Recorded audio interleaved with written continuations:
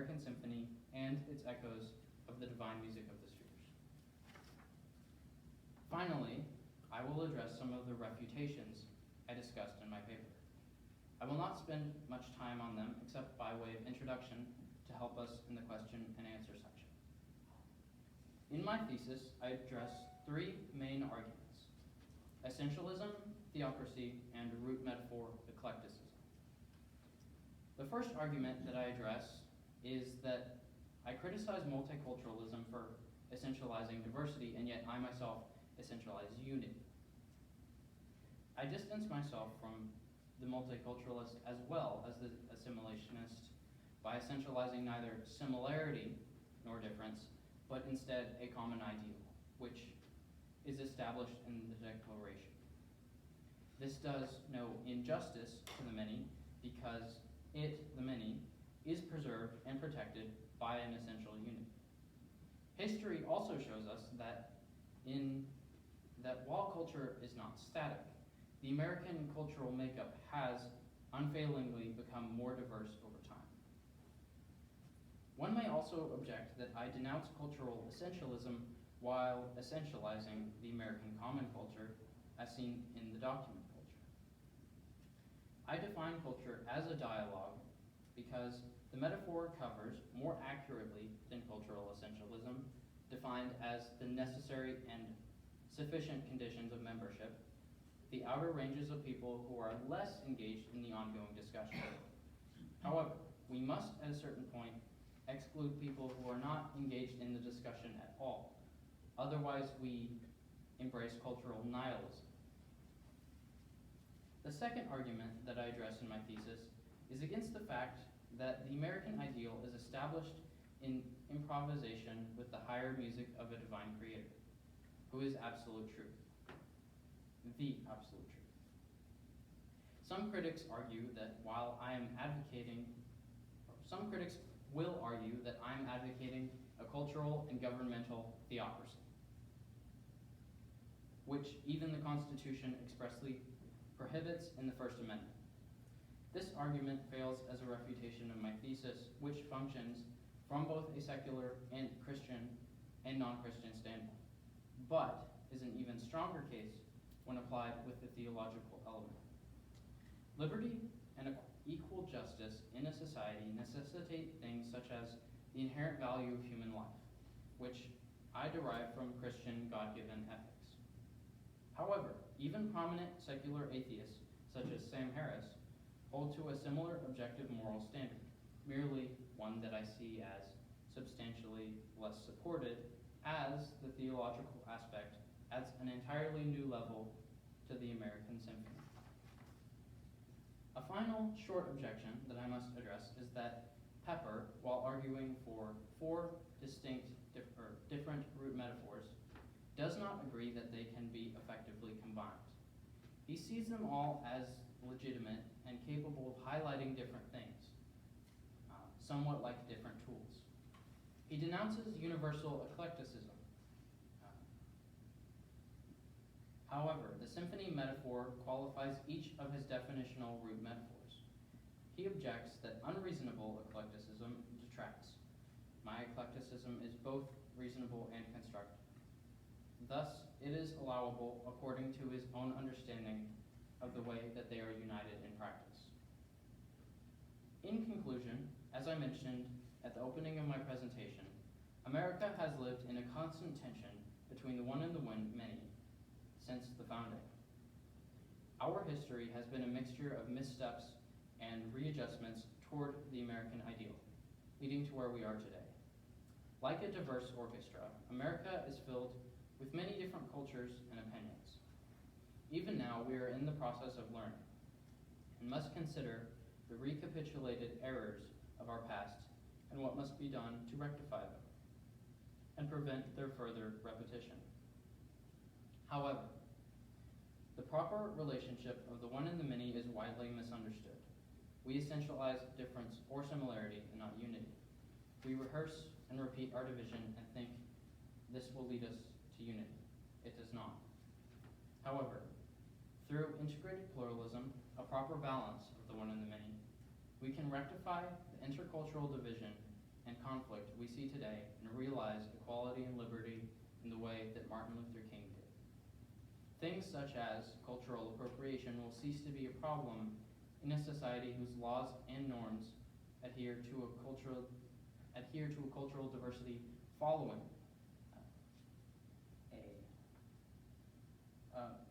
and preserved by a common ideal. In the great conversation, we must all engage with each other and discuss the right things in the right way.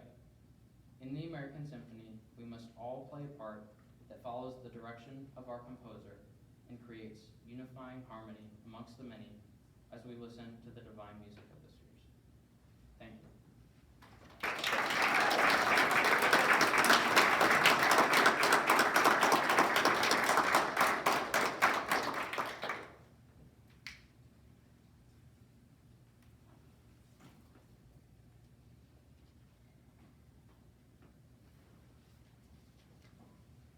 Now, at this time, Okay, thank you. You can all go home now.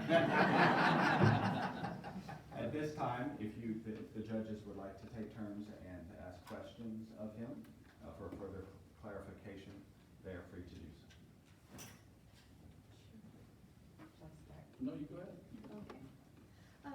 What were the ideas, to your opinion, what were the ideas that caused the Civil War besides slavery?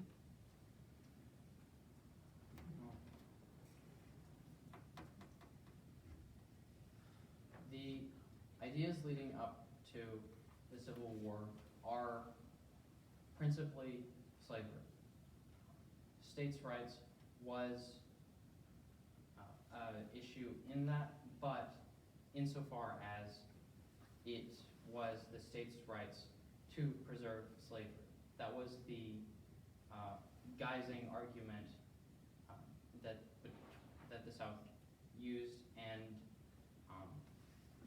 while there were some in the South who were fighting more for their attachment to their homeland, the confusion or multiple of states' rights, as well as slavery was the principal thing leading up to the Civil War. If you evaporate it out, the Civil War doesn't happen. And the discussion and ideas leading up to it were related to or directly involving slavery at the time. That's my answer. Thank you. Can you describe for me how you would give this difference? What is the difference between one and the many over one, and the one over many? You understand the question? So it's three propositions.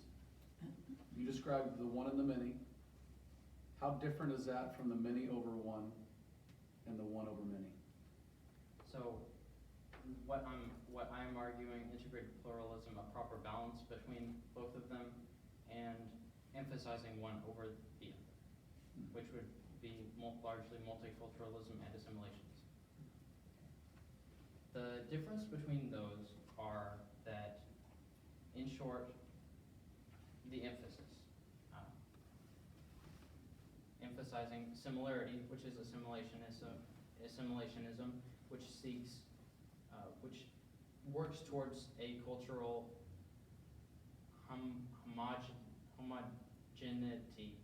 homogeneous mixture, cultural mixture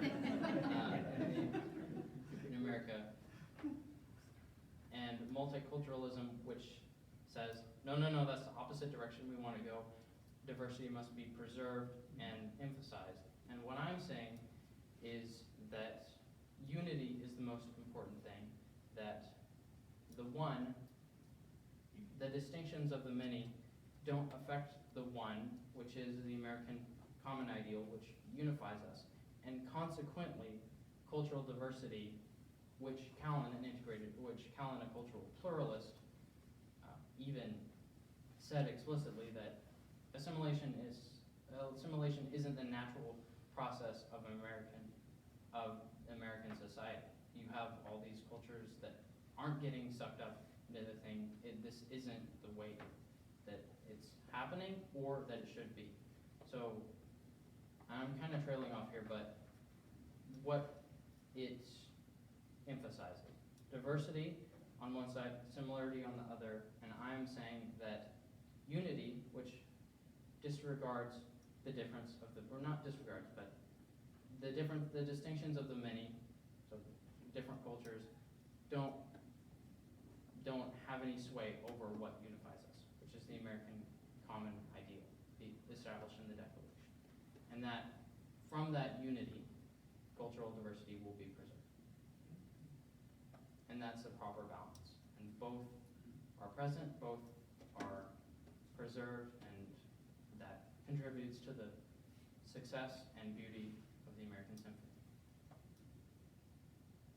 Is that good?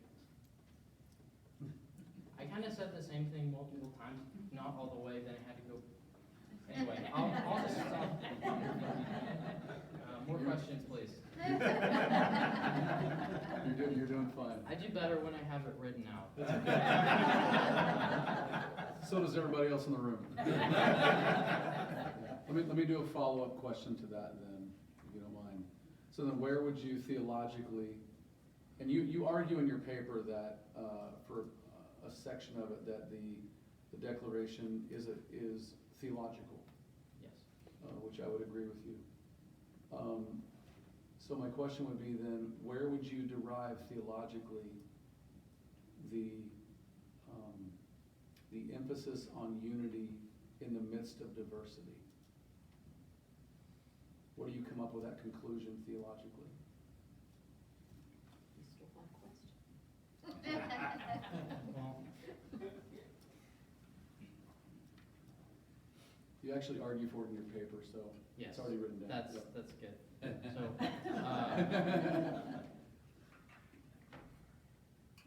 where do I theologically derive unity from diversity as a standard, which I already saw in my paper?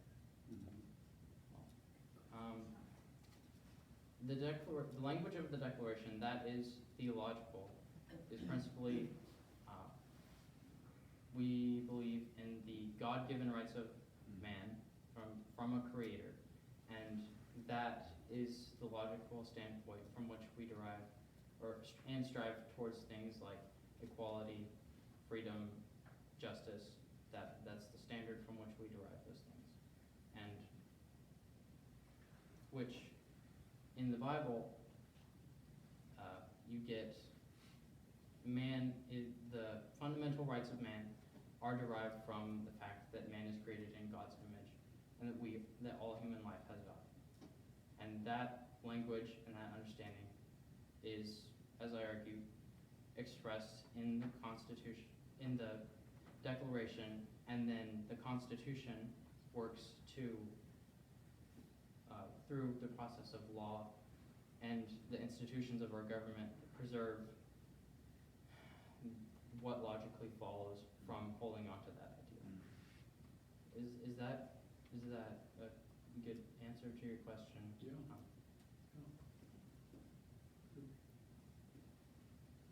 You're doing a good job. You're doing a great job. You That's can good to relate. hear. You're among friends. So Yeah, you can relate. that's right. Well, we live in an interesting moment in history for this topic, and that's probably why you chose it. You talk in the paper about the document culture. You lay out what is termed the American ideal, right? And then you spoke about how Martin Luther King, who, in opposition to Malcolm X, who had a different take on that question of the future of America with respect to race and division, but Martin Luther King, as you quoted him, spoke about his hope that America would one day would finally come to realize the ideal that was laid down in our founding documents. But today we have a full frontal assault on even even the documents themselves, by some who would say that the documents were written to actually defend the institution of slavery and to propagate it and to continue that ugly heritage. And maybe you're familiar with the 1619 Project, but I just wanted to know if in your research and your study of the history, what your response would be to those critics. Okay. My response would be this, that the Declaration and our document culture is not fundamentally based on racism. As I say in my paper and in my presentation, America was established with an ideal, a good ideal, a foundational ideal of equality and justice and freedom, but at the same time had slavery as a reality inconsistent with that. And while it wasn't immediately addressed for a couple of reasons, one being we were at war and trying to get it. But I won't get into the details of what I wasn't there when they were writing it. Just looking at the history. But the ideal that they were striving for is completely in opposition to the reality of slavery. And as Frederick Douglass and as abolitionists such as Wendell Phillips, as Abraham Lincoln, as Martin Luther King Jr. all point out, that ideal is what they were striving for. And despite the present reality of a morally inconsistent reality with that, namely slavery, that they, through creating the Constitution, they set a goal and they set a way to move towards that goal in the Constitution, the amendment process. And I would say through following that goal and through preserving the process and engaging in the Great American Conversation and being part of the American Symphony in the way that is consistent with truth and the American ideal, such as I said, Lincoln, Martin Luther King Jr., Frederick Douglass were doing, that just completely obliterates the claim that America is based fundamentally on a morally inconsistent thing. Otherwise, there would be no point to move towards it, and the people who made real progress towards a free and equal society wouldn't have pointed back to it as their goal and established it in American, at the founding of America. Good answer. Good answer. Who do you believe benefits from social division? Ooh,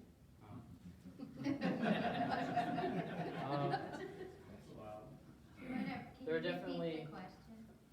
Repeat the question? Yeah, people back there couldn't Oh. hear. Oh, I Sorry. said, who do you believe benefits from social division? Probably Satan.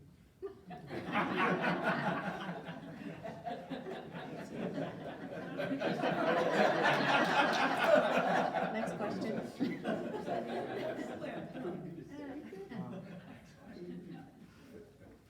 As well as division is kind of, social division is kind of the give and take between the ideas that create it. The ideas that stir up division amongst people, such as, throughout history there have been very dangerous, very radical, very extremist, and ideas, and using the Nazis as an example is kind of a typical thing that people do, and is often not considered with proper historical context. But for lack of anything else that's coming to mind at present, I'm going to use that. The ideas of National Socialism fed off of the division, even worldwide, and within Germany. And those ideas were what started. So it's kind of a give and take between the ideas, which all plays into the importance of the metaphor of the American Symphony. We're playing music, and we have to ourselves, the musica humana, be playing properly, and the ideas and arguments that we're expressing in our music have to be beautiful and consistent with truth as well. And so that that might not be much of an answer, but No, tough Yeah. question, good answer. and Divide and conquer, right? Well done.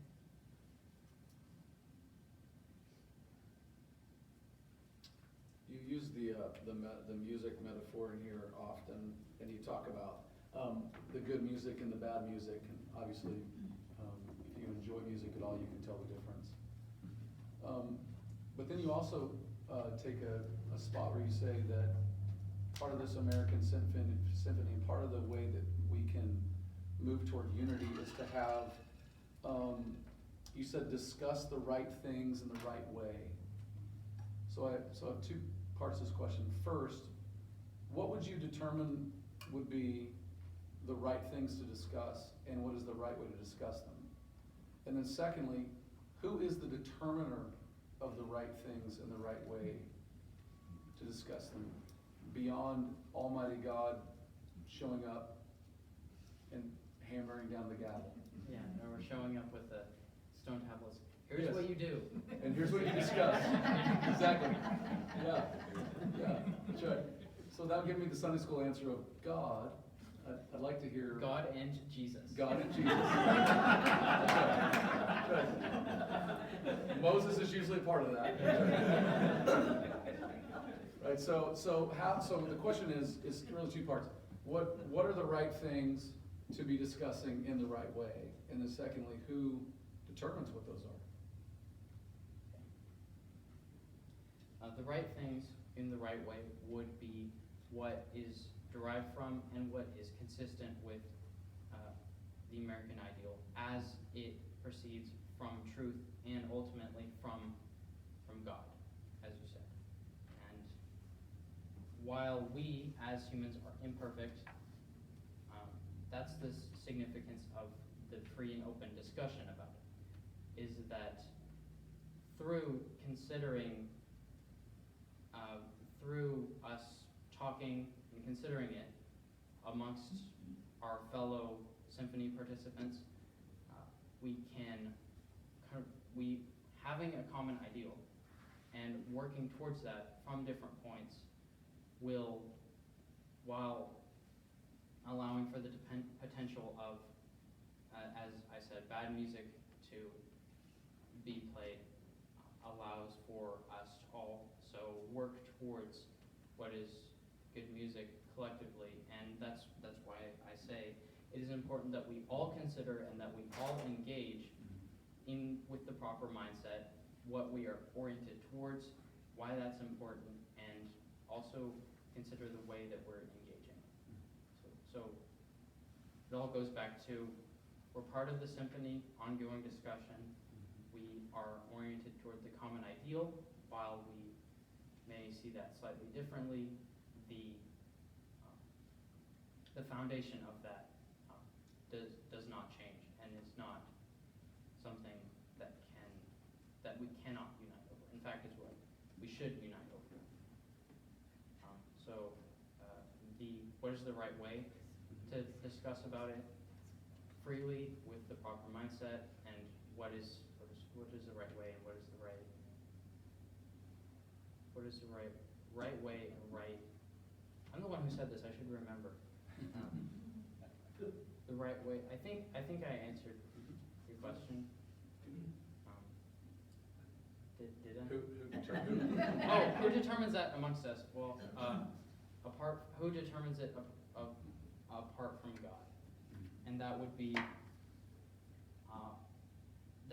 my argument against totalitarianism, that any one of us in the many, if we determined it ourselves for everyone else, would be subject to human error, and that would be a bad thing. That's the importance of free and open discussion, the dialogue of culture, the great American conversation.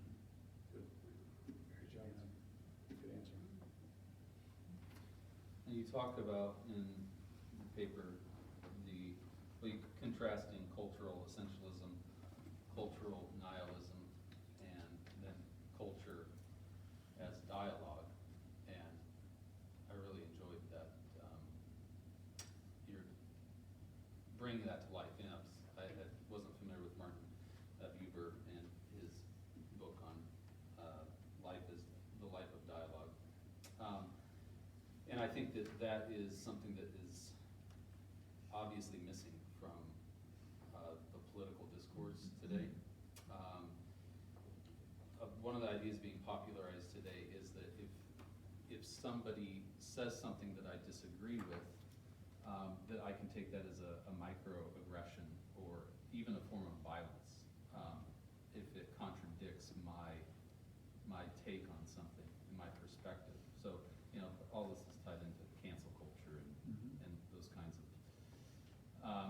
It's an environment that makes dialogue very, very difficult. I don't know if you gave any thought to this, but I'm curious if you could propose, how do we overcome that among people with different visions for the country, different views of morality? I mean, in so many different ways, there's disagreement. How might we overcome that newer tendency to not let people think and believe what they want to think and believe? What resolves the new tendencies to see things as, like you said, microaggressions, and the new tendencies that our society has to not engage in open discussion? And my answer to that would be, again, that's the importance of, and why I use the metaphor of the symphony, is that it's all in the way we think about it. It's all in our proper perspective. If we have our view upside down or sideways, we're not going to be able to work together to move towards a morally consistent future. And that's kind of it's about understanding, and things that get in the way of free and open discussion are harmful to it, and we need to address them within it as such. And tying back to the history of the Civil War, the reason it resulted in a war was because the discussion stopped, and people started picking up their instruments and beating each other instead of playing them. Which in my paper I made a little footnote in it that you could say that's death metal music and not symphonic music. And that demonstrates why this is important. And also, I love that you brought up Martin Buber again, because the initial response that people have to culture is just, this all is just a dialogue. Like, real people suffer. We're all just talking. And Martin Buber he lived through the Holocaust in World War II, and he still held on to that. So if that doesn't say anything about the relevance and the application of it, then I don't know what does.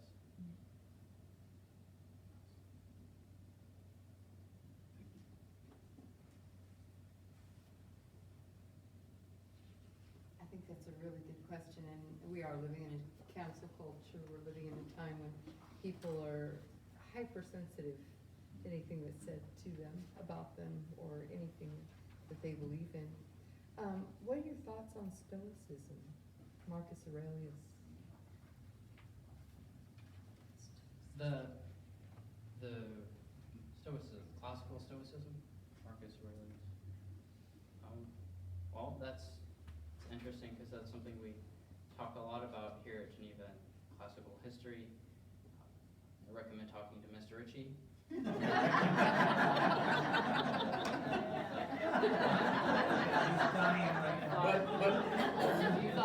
But bring a lunch. If you don't like to talk a lot about something, he's my teacher. He was my teacher. Had to say it. Okay. Stoicism as it relates to my capstone, I'm not sure how to draw. Allowing the conversation to happen. Allowing the conversation to happen. So, Stoicism as morality, duty-based, the kind of suppression of pleasure, the mind over the body, again, virtue, duty-based. I still don't understand your question as it relates to my capstone. If we think about it from a Stoicism point of view, Stoic point of view, there isn't all that emotion and all that fervor that happens with division. Is Stoicism a good thing to bring into that conversation? Allowing open discussion without fear of someone running away crying? I think I understand what you're saying now. Well, Stoicism historically entails a lot of things that I myself don't even know about all of, but as you're saying, and as Stoicism should be applied insofar as we need to hold to our ideal, which would be, we need to hold to our ideal and not let our passions or our personal opinions get in the way of that ideal. And it depends on what you call Stoicism, but that, I think, is that Stoic aspect of the discussion is something that we all need to consider. But music isn't purely Stoic. There is an emotional aspect to it. That's just the way that music interacts with the entirety of the human soul, and that's an asterisk that I would put on that comment. But yes, I agree that Stoicism, insofar as holding to that ideal and not letting rather our emotions and our emotions and our passions and our opinions get in the way of that, of maintaining that. And I'm kind of tripping up on my words again and saying the same thing over and over again, but I want to be clear and concise. Good answer, tough question. Well done. Thank you. Well, let me read a section of this from your paper where I thought you didn't stumble over your words, and I thought was really, really good. And it's on page 48 if you guys have your paper. It's on the section under the fourth movement. And here's your kind of ending of this, which I think is just really good. You say, this combined display of strength, skill, and artistry gained the attention of the many other instruments and prompted the symphony to arrange the symphony according to the different instruments' strengths and allow for all parts, even the oboes, to perform as best they could, freeing the spirit of beautiful music for a glorious moment in the development of the music that resulted from the mission and declaration. This development was profound. The different parts began listening to each other as well as themselves, and new levels of harmonic accomplishment were reached after tonal adjustments were made, and a more cohesive hearing was trained in each musician's ear. That's really well said. So my question about that is, how do you, I'm gonna just name something out here, so maybe you can help me. How do you help a symphony that says that Black Lives Matter adjust its hearing? How do you adjust? How do you do parts that? of the symphony that aren't playing? Yes. Because what you say here is really good. How do we play our part? How do you play your part in adjusting the musical, the ability to hear? Well, okay. The section that you just read from my big thesis was specifically regarding the civil rights movement. And the brass I was using to represent the civil rights movement, and the change that was described was the institutional change that America saw following the civil rights movement and Dr. Martin Luther King. Now, again, this all ties back to the importance of discussing things and having this common mindset of playing together and with the common goal. And as you said,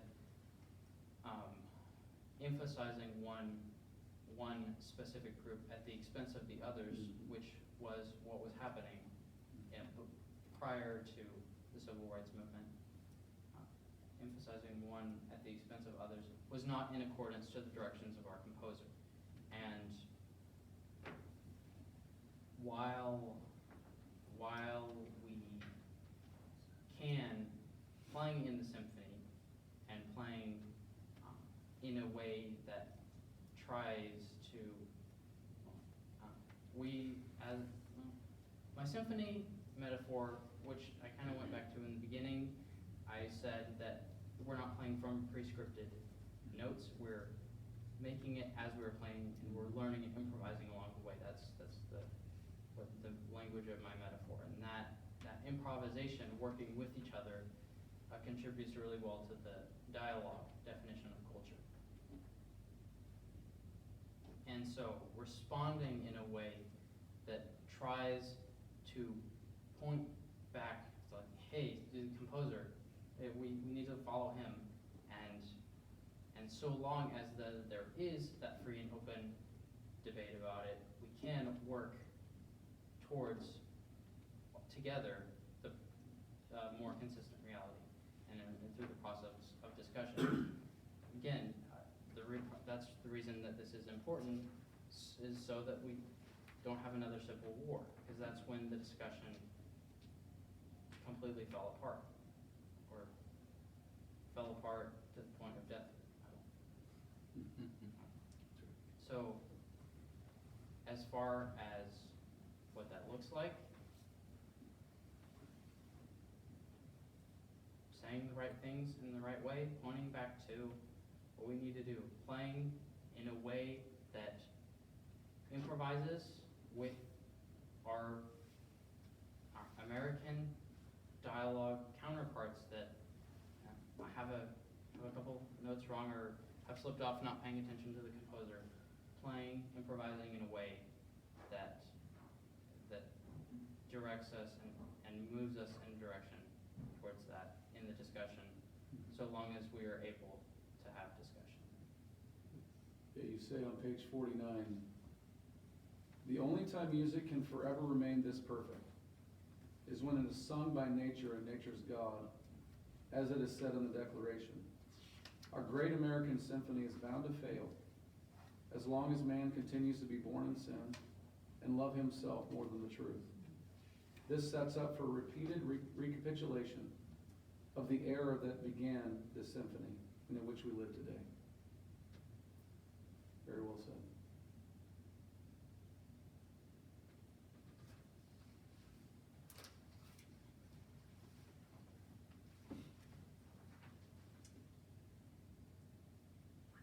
Oh, you're good. Okay. And actually, something, a short one sentence addition to my answer to your last question would be that the exact wrong thing to do would be to stop playing, or to stop doing anything and allow the symphony to slip even further in that misguided, misoriented direction.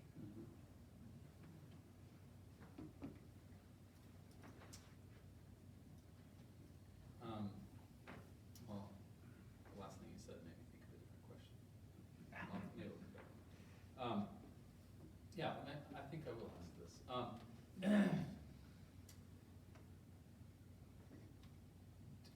I've had discussions with other Christians who have observed that, and tend to agree with me in my observation that,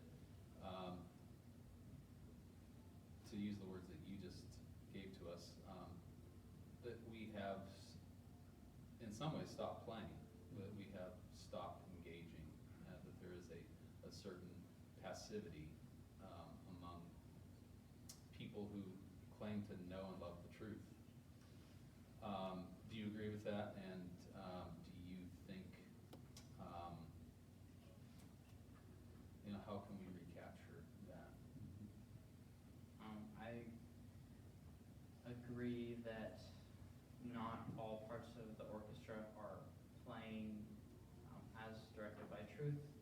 Some are playing wrong notes or wrong rhythms more obviously. Others might be dozing off occasionally when truth is trying to compose us.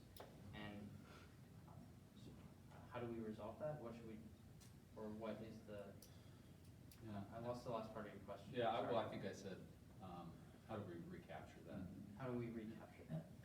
And that would be, again, this common theme of my capstone, which is we all need to return to unity, that we can all engage towards a common goal that is to the benefit of us all and is consistent with the music hemispheres and truth and ultimately God's commands. And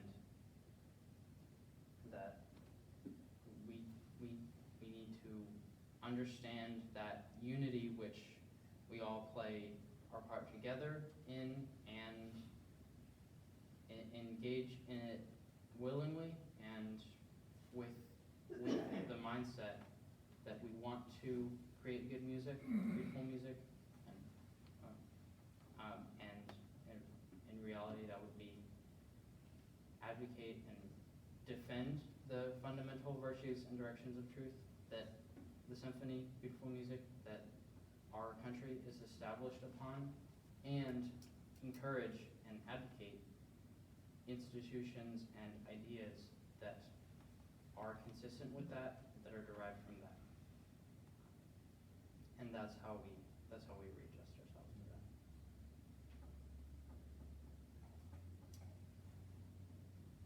We can't make everyone agree Right. with you. That's totalitarianism, which Or parenting. or parenting.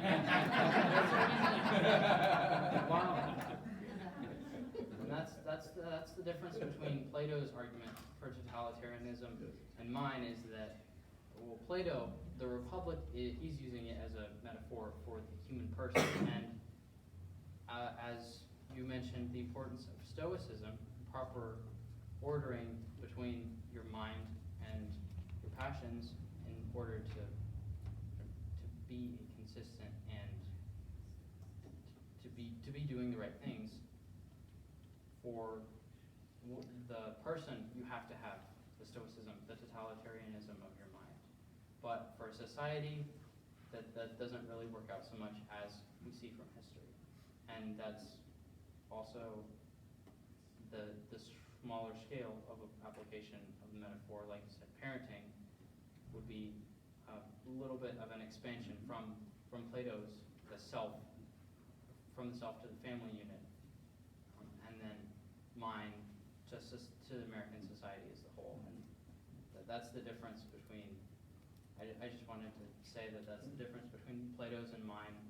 I'm not saying that Plato's totalitarianism was wrong as it relates to the human soul, merely that you can't apply the same totalitarianism to American society because it's inconsistent consistent with our document culture and the ideal, the American ideal. I wanna go off of Jeff's question for a minute. In your introduction, at the beginning tonight, you made the comment, I don't remember exactly how you said it, but it was, the division in the culture is similar to the division in the church over sacraments or something along those lines, right? So in kind of tag teaming off of Jeff's question, do you see any similarities in the church not having discussions over, and we'll take the sacraments, over sacraments? Do you see any similarities of that and the church removing herself or not having discussions with the culture over culture? Okay, so, and do I see similarities between the church, the universal church, just in discussion with itself and not being in discussion with our current times and with culture? Yes. Then in what way would you see would be a remedy for the church to engage itself over the issue of sacraments? Well, What would be the right way and what would be the right thing to discuss? Using your terms. the right way would be to discuss it in terms of, again, for America, the ideal would be the language of the Declaration. For the church, that would be the Bible itself. Good, very good. And using that as a foundation in the same way that I argue we use the American ideal, operating together in discussion, operating together as a symphony towards a common ideal.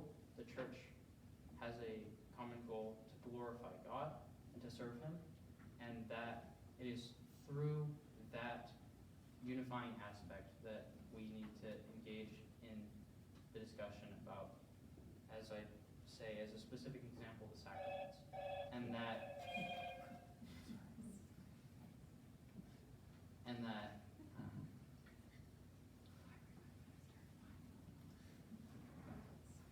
that's the foundation we have, and in the same way that I argue at Capstone, we should engage in it in discussion as a symphony also applies. I have a two-part question. The first part is just yes or no. Easy. Okay, that's good to hear. That would work. Depends on the question. Yeah. Here it comes. If God is the composer, is Jesus the conductor?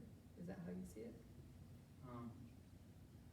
That is not the language that I used in Capstone. I said that truth was the composer of the symphony, and that divine music of the spheres is the standard of what is beautiful and good music, which is derived from God. And the reason I said truth was to harken back to, or to reference the language of the Declaration. We hold these truths to be self-evident, and that as the foundation, I felt was a beautiful and wonderful thing to have to say as our composer, as it relates to the American symphony truth. We hold these truths to be self-evident, and so for the American symphony, while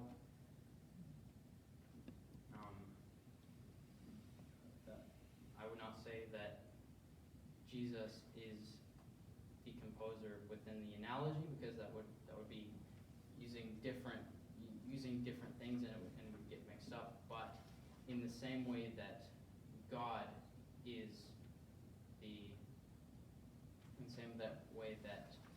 God and the Creator is our derivation for the principles and the truth and the good music in the Declaration. Yes. So truth being universal truth. Good answer. God is the universal truth, and the truth pointed to and expressed in the Declaration is the composer of the American symphony. Part two, what is the strongest quote from Jesus on social justice that you can think of? I would say ask the two pastors sitting next year.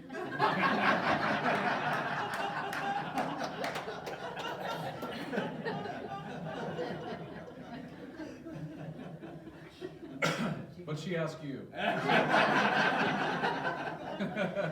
Just your favorite. On social justice, to use as an example.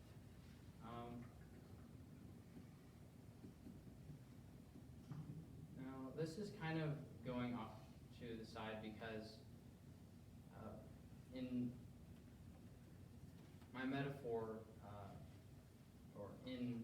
I said that the theological derivation for equality and justice is that a man is created in the image of God, and that human life has an inherent value, and that's what's expressed in the Declaration, and that is what the objective moral standard is that I say the secular mind can agree with me on within the American sphere. Now, as a specific quote from Jesus on social justice, I would say probably love your neighbor, as that, tying it back to the metaphor of the American Symphony and the Great Conversation perspective, we are all coming together, unified, with consideration for each other, and what we're trying to work together to,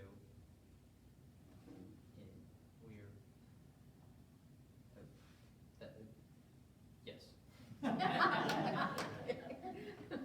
Well done. It's tough, yeah. Good job. In the discipline of philosophy, one of the greatest, perhaps the greatest problem that philosophy has historically attempted to tackle is the question of the one and the many. Like, how do we have universals? Yeah, we have particulars. And so a man reasoning from himself has never come up with a solution. But the Word of God gives it to us when God gives us the self-revelation that He, as ultimate reality and ultimate truth, is Himself one and many. That there is perfect unity in God, yet there is diversity. Father, Son, and Holy Spirit. So the ultimate reality is one and many, then the truth, goodness, and beauty of God is bound up in that reality. Did you think about God as Trinity being part of the story that needs to be told in order to inspire people? Yes. That is actually something that I must credit Dr. Kester with pointing out to me, that I probably wouldn't have considered on my own, as the Trinitarian aspect of being one and many as well, perfectly, as a perfect example. And that God being the ultimate standard of the music that we were playing, the divine music of the spheres, is really, really contributed to by that understanding and that argument. That God, the Trinity, ultimate standard of truth and beauty, where the divine music of the spheres come from, which we are trying to emulate in perfect unity and diversity, just ties it all together. And yes, that is something that I have considered in my capstone, but didn't go too far in depth to, only on a passing note. But yes, it's very important. And I think adds significantly to the discussion. On that happy note, I would like to thank our panel for their questions, and thank you, Amy. I think you did a marvelous job.